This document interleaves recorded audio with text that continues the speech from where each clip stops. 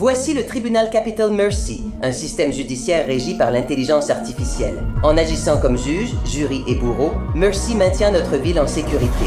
Je ne devrais pas être ici. Star-Lord a quitté l'espace pour prouver à une intelligence artificielle qu'il n'a pas tué sa femme. Pendant ce temps, une bombe menace de réduire la ville en cendres. Chris révèle les secrets d'une vengeance contre un système défaillant, assis sur une chaise qui le tuera dans 90 minutes.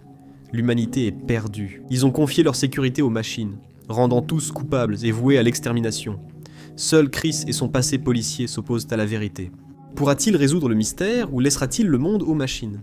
Je parle de Mercy. Avant d'agir, remercions spécialement les membres du club élite EN Minutos pour leur soutien. Rejoins la famille en cliquant sur Rejoindre. L'histoire commence avec une intensité saisissante, nous montrant une société qui vacille dangereusement au bord de l'abîme. Pendant cette période, la criminalité déchaînée, la violence constante et un manque alarmant de justice sont devenus la norme quotidienne. L'humanité traversait sa crise la plus profonde et des centaines d'agents perdaient la vie dans l'exercice de leurs fonctions, alors qu'ils tentaient désespérément de garder sous contrôle les zones rouges les plus dangereuses. Face à ce tableau désolant, les gouvernements ont décidé d'agir avec une sévérité sans précédent. C'est ainsi qu'est né le programme Mercy, une initiative conçue pour éliminer complètement l'influence et les biais humains du processus judiciaire. Dans ce système, une intelligence artificielle avancée analyse chaque événement en temps réel, prenant des décisions drastiques, basées strictement sur des faits objectifs. Cette mise en œuvre technologique a permis de réduire la violence de rue de 68%, permettant ainsi aux citoyens de dormir enfin en paix, en faisant confiance à un système prétendu impartial et juste pour tous. Dans ce nouvel ordre, Chris apparaît. Il se réveille étourdi, à moitié sous sédatif, les mains liées. Une voix mécanique lui lie ses droits, et le système lance son protocole. Après avoir reçu l'affaire numéro 19, la juge Maddox apparaît à l'écran pour lui souhaiter la bienvenue à Mercy. Désespéré, Chris explique que c'est une erreur. Il est détective, pas suspect. Maddox l'informe froidement que son taux d'alcoolémie est descendu jusqu'au minimum requis pour le mettre en examen. Et aussitôt, elle l'accuse officiellement du meurtre de son épouse, Nicole. À ce moment précis, Chris arrête de proférer des malédictions et prête une attention totale. La juge diffuse un enregistrement des officiers intervenus lors de l'urgence à son domicile. Les images montrent son épouse poignardée et la maison complètement détruite. Dans la vidéo, on entend comment elle prononce le nom de Chris lorsque les agents lui demandent qui l'a attaqué. Une fois les charges présentées, Chris obtient le contrôle total des ressources numériques afin de tenter de prouver son innocence. Cependant, Maddox l'avertit de la réalité accablante. Le pourcentage de probabilité contre lui s'élève à 97,5%. Pour l'aider, il reçoit l'accès au cloud de Los Angeles, un réseau obligatoire où chaque citoyen connecte ses appareils, devenant ainsi des millions d'yeux et d'oreilles que Mercy surveille à travers toute la ville. À peine Maddox a-t-il présenté les outils et les enjeux que le système lui accorde exactement 90 minutes pour prouver son innocence. La panique s'empare de lui faisant perdre de précieuses secondes. Chris affirme avoir été parmi les premiers à soutenir le programme, rappelant avoir envoyé 11 des 18 personnes déjà jugées sur cette chaise. Jamais il ne ferait de mal à Nicole, mais Maddox dit qu'il faut le prouver, pas en parler. Avec la première série de preuves, Maddox lui révèle qu'à 8h du matin, il s'est rendu chez Nicole. Les preuves montrent qu'il s'est disputé avec elle à travers la porte, puis, après un refus, a violemment agressé la caméra de sécurité. Malgré l'attaque, l'appareil a enregistré son intrusion dans la propriété. 26 minutes plus tard, il a quitté les lieux. Et 14 minutes après, sa fille est revenue d'une soirée pyjama pour trouver sa mère grièvement blessée. Le coup de couteau que Nicole a reçu lui a perforé le foie, provoquant une hémorragie massive. Des traces de sang frais ont été trouvées sur les vêtements de Chris, que la police a retrouvé ivre dans un bar avec un taux d'alcoolémie 2 fois supérieur à la limite. Désespéré, Chris supplie Maddox, l'intelligence artificielle, de l'écouter, jurant qu'il ne consomme pas d'alcool, et qu'il est impossible qu'il soit la personne de la vidéo, car il n'a aucun souvenir des faits. Cependant, les enregistrements du bar le montrent en train d'agresser 2 policiers avant d'être maîtrisé à seulement 2 rues de là. Épuisé, Chris exige de parler à sa fille Britt, mais Maddox ne lui permet que d'envoyer un message texte. À la place, la juge établit un appel avec son parrain, Robert, qui a été son pilier dans la lutte contre l'alcoolisme. Chris était censé avoir surmonté son addiction, mais maintenant, face à la force des preuves, tout le monde est convaincu de sa culpabilité. Accompagnant le récit d'images de la vie qu'il a partagée avec Nicole, Maddox détaille le déclin de leur relation, soulignant comment le mariage est devenu insoutenable. Après la mort de son meilleur ami, Chris s'est réfugié dans l'alcool, devenant quelqu'un d'erratique et d'impatient. Les registres judiciaires montrent qu'il a menacé sa femme par SMS à 57 reprises. Face à cette situation, elle avait déjà consulté un avocat spécialisé pour divorcer. Les journaux de sa fille qui témoignent du danger posé par son père ces derniers mois. Maddox révèle aussi que Britt a 2 comptes Instagram. Dans la réalité, elle est très différente de la gentille fille qu'il croit connaître. Les preuves montrent qu'elle consomme de la drogue, vole de l'argent et a souvent des ennuis. Cependant, à ce moment critique, Chris doit se concentrer uniquement sur le fait de prouver son innocence, alors que le temps presse et que l'espoir s'amenuise. Soudain, Britt accepte l'appel. Chris n'a que 60 secondes pour gérer le chaos. Pendant ce temps, en pleurs, elle lui demande s'il a vraiment commis le crime. Avant qu'il ne la réconforte ou la rassure, ses beaux-parents interrompent, le traitent de meurtrier et raccrochent. Ce qui aurait pu être une occasion de sauver son affaire s'est finalement révélé être une perte de temps totale. Pendant 12 minutes, Chris s'énerve, crie des insultes à la juge et ne comprend pas qu'elle n'est pas son ennemi, mais qu'elle lui apporte les ressources pour rendre justice. Cependant, il semble déjà avoir accepté le verdict initial. Maddox lui offre alors une opportunité. S'il parvient à réduire son pourcentage de culpabilité, son temps sera prolongé. Il doit mettre ses sentiments de côté et se concentrer sur son travail. En tant que détective, s'il est innocent, il doit le prouver avec des faits. Après quelques secondes pour reprendre son souffle, Chris passe en mode détective. Il demande à parler à sa collègue Janet, et le système établit le contact instantanément. Elle est sur la scène du crime et lui dit que l'unité aérienne est arrivée la première. Chris demande ensuite à voir les écrits scannés de la zone, et une reconstitution 3D créée à partir des images collectées. Nick avance lentement sur la scène, comme dans un jeu vidéo d'enquête. Le système lui permet de voir des empreintes, des traces d'agression et la séquence des événements analysés par l'IA. Après quelques minutes d'inspection détaillée, tout indique que Chris est l'auteur du crime. Même Janet secoue la tête avec résignation en pensant que son collègue pourrait effectivement être coupable. Maddox lui donne accès au téléphone de sa femme et sa fille. Britt enregistrait leur dispute et publiait ensuite ses contenus sur ses réseaux sociaux. En suivant cette piste, Chris découvre que Nicole aurait pu avoir un second téléphone inconnu de tous. La juge procède à la localisation des signaux mobiles actifs dans la maison, en les isolant de ceux des officiers qui collectent des preuves, et elle détecte un signal étrange. En appelant ce numéro, Janet localise l'appareil sur les lieux. Maddox ordonne à Janet d'activer le Bluetooth du téléphone mystérieux et de le connecter au sien. En un instant, Chris reçoit une copie exacte du contenu de l'appareil, mais cette découverte s'accompagne de mauvaises nouvelles. Il s'agit d'un terminal acquis sur le marché noir. Le téléphone n'est pas localisable, sans image ni élément visuel analysable, et ne contient qu'un seul numéro enregistré. Cela reste insuffisant pour diminuer sa part de responsabilité. Sur demande de Chris, l'IA compose le numéro enregistré. Mais dès que la personne à l'autre bout entend la voix de Maddox, la ligne est coupée. Néanmoins, le système parvient à localiser l'émetteur dans la zone rouge de Hollywood Boulevard. Maddox donne une autorisation totale à Janet pour qu'elle prenne un véhicule volant et se rende immédiatement sur place, tout en déployant des drones pour inspecter la zone, qui s'est transformée en un secteur plongé dans le chaos et habité par des sans-abri. C'est l'un des secteurs où la police n'a pas encore réussi à instaurer la paix, et où la population vit dans un conflit permanent. Cependant, ils ne sont pas la priorité pour le moment. La personne qui s'enfuit par la porte arrière de l'hôtel Hudson, téléphone à la main, en est une, et Janet s'y dirige à toute vitesse tout en maintenant la communication. À leur arrivée à l'hôtel, les agents découvrent un individu nommé Patrick, qui refuse d'obéir aux ordres, et tente de s'enfuir désespérément à travers les lieux. Les caméras corporelles des agents montrent Patrick s'échappant des policiers, qui finissent par perdre sa trace car il connaît beaucoup mieux l'hôtel qu'eux. Cependant, Janet l'attend à l'extérieur et déploie un drone de surveillance pour couvrir toutes les sorties possibles. L'appareil le repère sur le toit, caché entre les rails de nettoyage. Mais en se voyant découvert, Patrick s'enfuit à nouveau. Janet le poursuit jusqu'à l'héliport, où après un combat physique intense, elle parvient finalement à l'arrêter. Bien que le protocole exige qu'il soit d'abord traité, le temps est un luxe qu'ils n'ont pas. Chris exige de lui parler immédiatement et découvre la dure vérité. Patrick était l'amant de sa femme. Tous deux se voyaient infréquemment, Nicole séjournait à l'hôtel une fois par semaine et Patrick cuisinait pour elle. Malheureusement, les caméras de sécurité placent Patrick dans la cuisine au moment précis du meurtre, ce qui fait de cette découverte une impasse. En écartant Patrick comme suspect, le pourcentage de culpabilité de Chris augmente à 98%. Loin d'aider sa cause, ses actions l'ont encore plus incriminé, ce qui est désastreux. La nouvelle que sa femme avait un amant.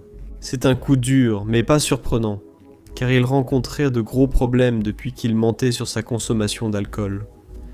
Chris n'a pas été sobre cette année, se cachant souvent dans le garage pour boire en secret. Ce comportement provoquait sans cesse des disputes où Chris montrait encore son attitude erratique et violente. Sa médaille d'abstinence était une totale imposture, même si Nicole a vraiment cru pendant quelques jours qu'il s'améliorait. Face à une quasi-certitude de culpabilité, Chris divague. Dans un dernier effort pour comprendre, il demande à voir les enregistrements du jour de la mort de Ray. Ce jour-là, ils ont stoppé une camionnette sur l'autoroute alors que Nicole appelait.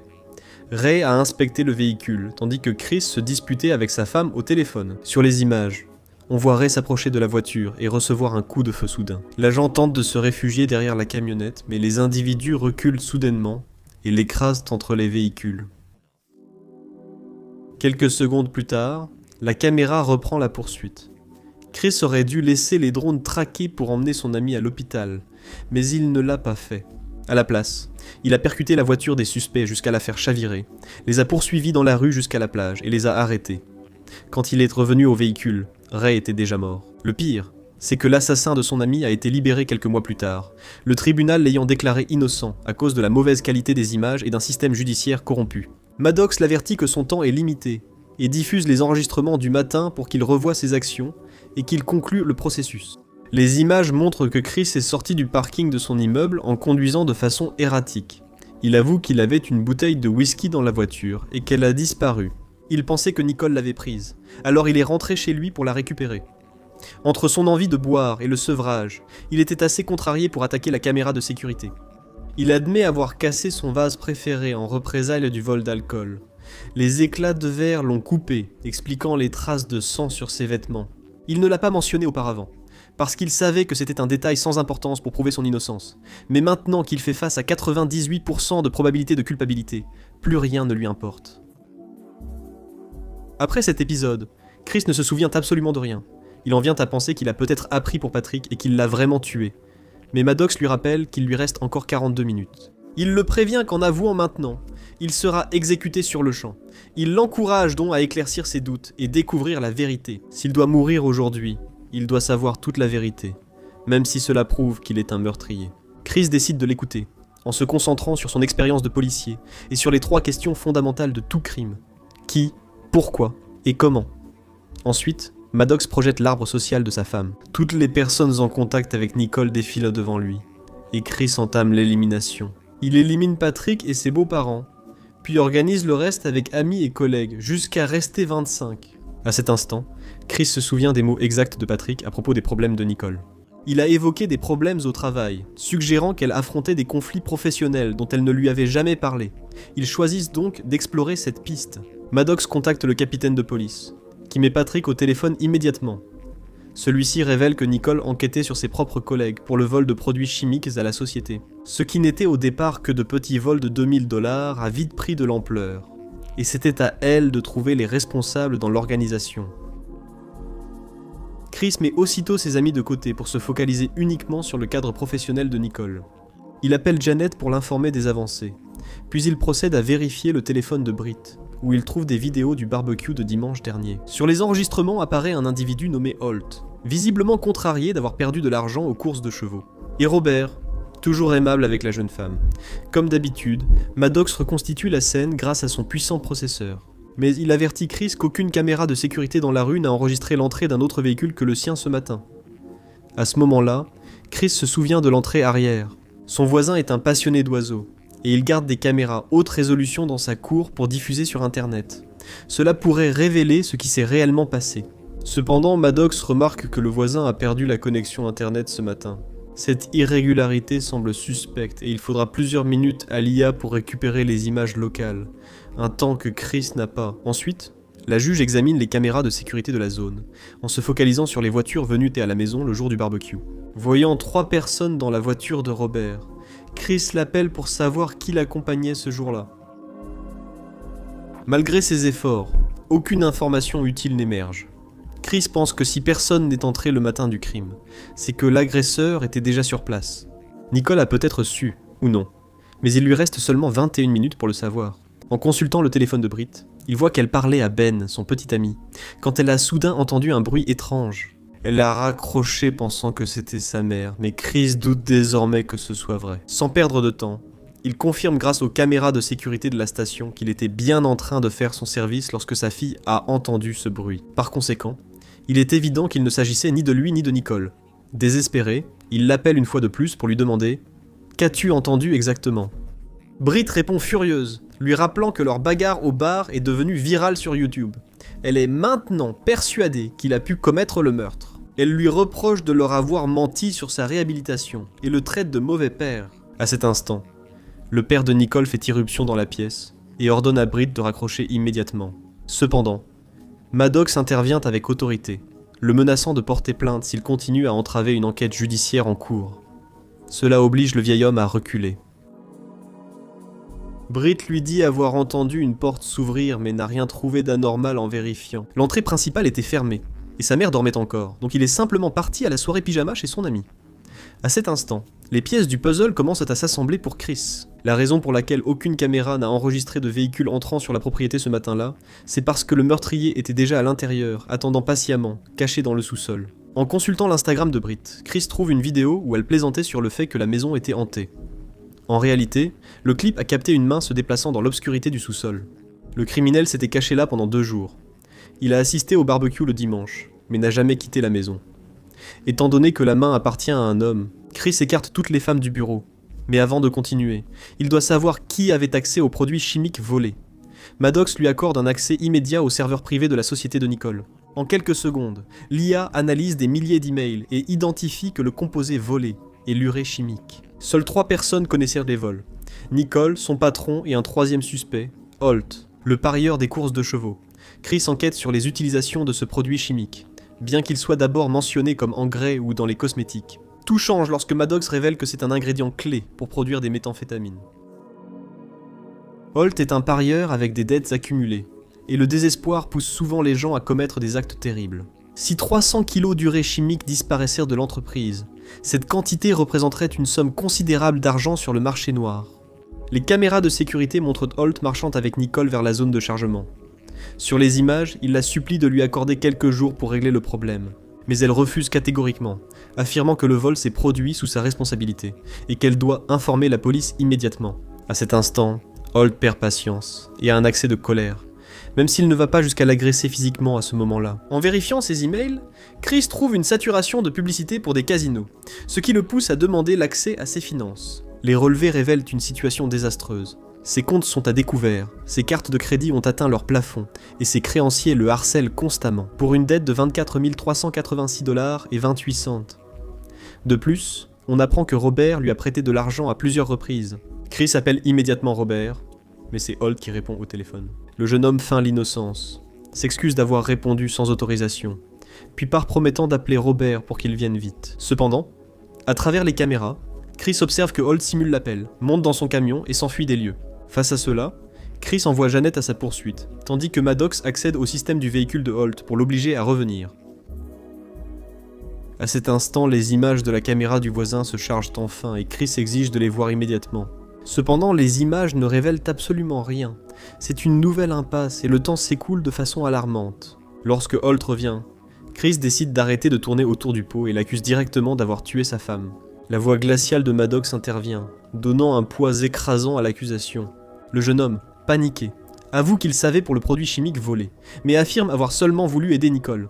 Il assure qu'il ne lui ferait jamais de mal car ils formaient une équipe, et qu'en enquêtant, ils ont découvert que les vols pointaient directement vers Robert, parce que Robert lui avait prêté de l'argent. Toujours aimable avec tous, Holt cherchait juste à gagner du temps pour modifier les registres des commandes et le protéger. En 1 seconde, le soupçon passe de Holt, le parieur, à Robert, l'ami fidèle et parrain d'abstinence de Chris. Holt précise aussi qu'il a été malade et n'a pas travaillé depuis 3 jours. Tous dans l'entreprise pensent que le barbecue lui a nui. Chris réalise alors qu'il a fait confiance à la mauvaise personne. Robert portait l'uniforme de travail mais il ne s'est jamais présenté à son poste. Holt ajoute un élément clé, la nuit du barbecue. Robert lui a demandé de conduire son pick-up pour emmener tout le monde, car il n'avait jamais conduit, étant resté caché au sous-sol. Immédiatement, Chris avertit Janet d'aller après Robert, et informe Maddox qu'il lui a offert un permis d'armes l'année dernière. Face à cela, La juge informe les officiers que le suspect pourrait être armé. En quelques secondes seulement, plusieurs patrouilles et Janet, à bord du véhicule volant, se dirigent vers la localisation GPS de son camion. Maddox révèle alors une information cruciale. Robert est resté caché dans la cave pendant 2 jours. Il a tué Nicole puis s'est échappé en se cachant dans le coffre du voisin, le passionné d'oiseaux. Les enregistrements montrent clairement Robert sortant du coffre dès que le véhicule s'arrête au magasin, puis marchant calmement dans la rue sans attirer l'attention. Quelques secondes plus tard, les images de l'hélicoptère chargé de son arrestation arrivent.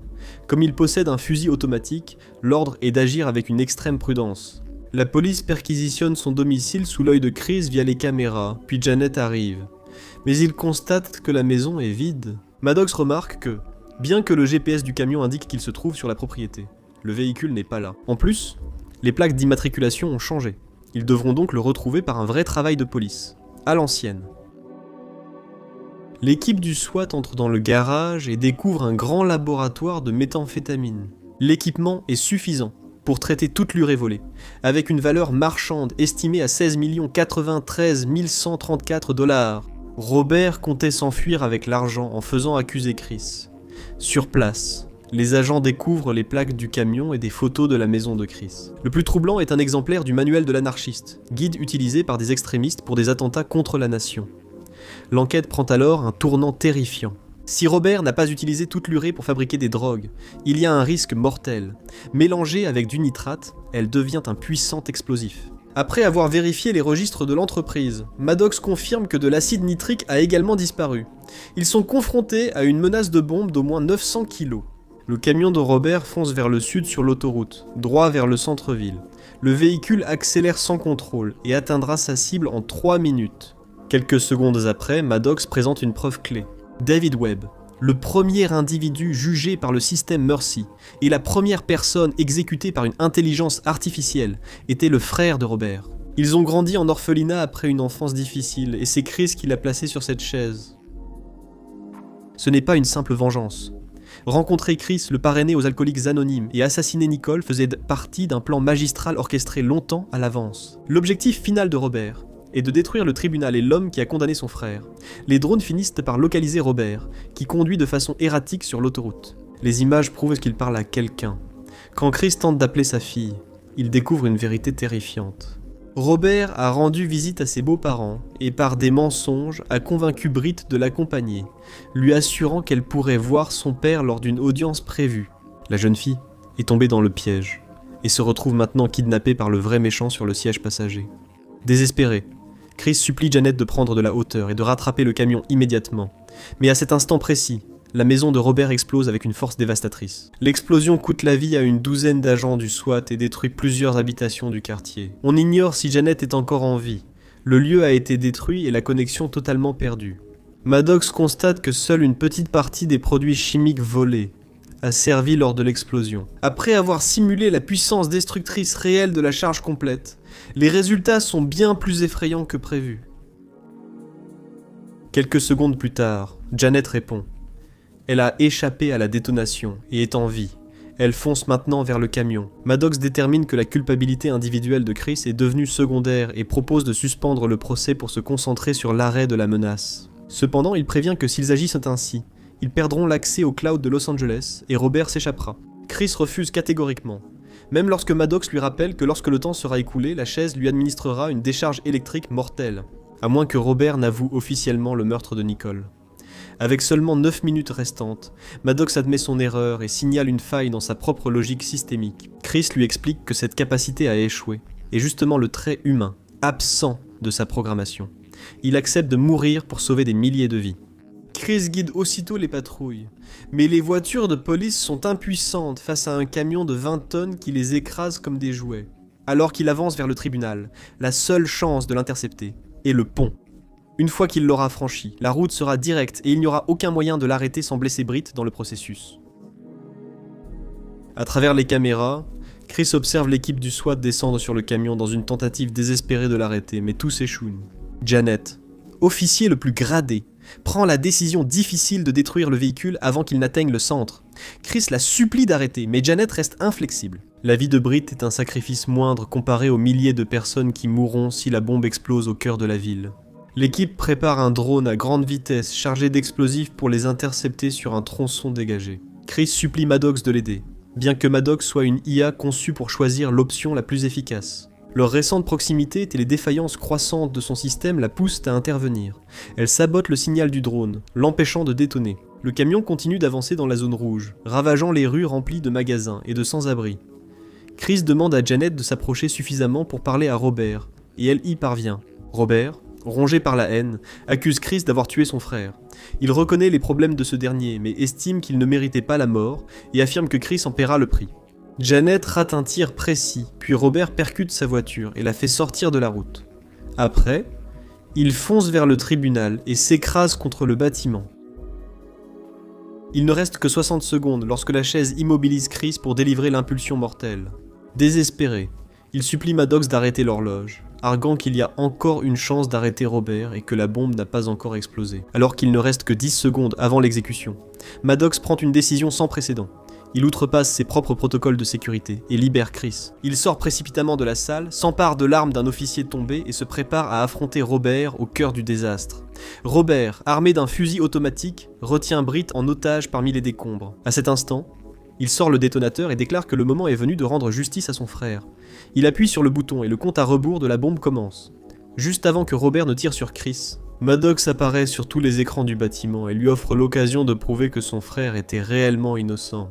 L'intelligence artificielle ouvre le dossier de l'affaire de David Webb, réussissant à distraire Robert pendant quelques secondes cruciales. Robert explique avec amertume avoir tenté d'aider son frère, drogué lors de leur dernière rencontre, mais affirme qu'il n'aurait jamais tué personne. Chris profite de l'inattention, attaque rapidement, saisit la main de Robert pour l'empêcher de lâcher le détonateur, et après une lutte où Robert rate un tir, parvient à le maîtriser, désarmer le dispositif et lui retirer son arme. Chris braque l'arme sur son front et le force à avouer le meurtre de sa femme. Après, Robert le supplie, affirme l'innocence de son frère et donne le code de son téléphone crypté en preuve. Dès que Maddox saisit le code, il accède à des dossiers cachés qui révèlent que Janet était l'officier chargé de traiter David. À cet instant précis, Janet apparaît sur les lieux et tire sur Robert, mais Chris intervient rapidement pour l'empêcher de l'exécuter. Elle lui crie furieusement de s'écarter, mais il est déjà trop tard. Maddox trouve les preuves définitives que Janet a écarté des éléments cruciaux qui ont condamné un homme innocent à mort. Démasqué, Janet avoue avoir seulement obéi aux ordres de ses supérieurs. La ville voulait que le système Mercy soit un succès, quel qu'en soit le prix. Ils ont accusé David, pensant que personne ne se soucierait d'un toxicomane, sans imaginer que son frère deviendrait terroriste par vengeance. Au final, Robert avait raison sur l'innocence de son frère, mais cela n'efface pas ses crimes. Les deux sont arrêtés. Maddox, face à la preuve que sa propre base de données est corrompue, exécute une suppression automatique de son système, laissant l'humanité au point de départ, replongée dans le chaos de ses propres mensonges.